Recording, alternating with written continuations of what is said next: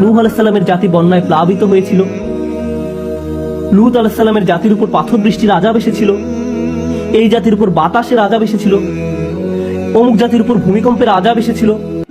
তাহলে আপনি কেন আমাদের জন্য আযাব নিয়ে আসছেন না? আমরা বছরের পর বছর আপনাকে এসব গল্প বলতে শুনেছি।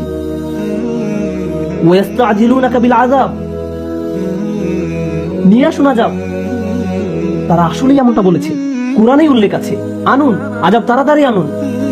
এর জবাবে আল্লাহ বলেন, আর রহমান, পরম করুণাময়, তোমরা এটার যোগ্য, তোমরা আযাবের যোগ্য, তবে আমি তো রহমান। এটাই হলো আল্লাহর করুণা। মুসলিমদের এটা বুঝতে হবে আল কোরআন কেন চূড়ান্ত বাণী। আগের জাতিগুলো যখন আল্লাহর অবাধ্যতা করেছে, আল্লাহ তাদের উপর প্রতিশোধ নিয়েছেন। তাদেরকে আল্লাহ পুনরায় পৃথিবীর মাটিতে দাঁড়ানোর সুযোগ দেননি, কিন্তু আল্লাহ এই জাতির উপর এমন করুণা করেছেন যেমনটা এর আগে কোনো জাতির প্রতি করেননি। তার কালাম পাঠিয়ে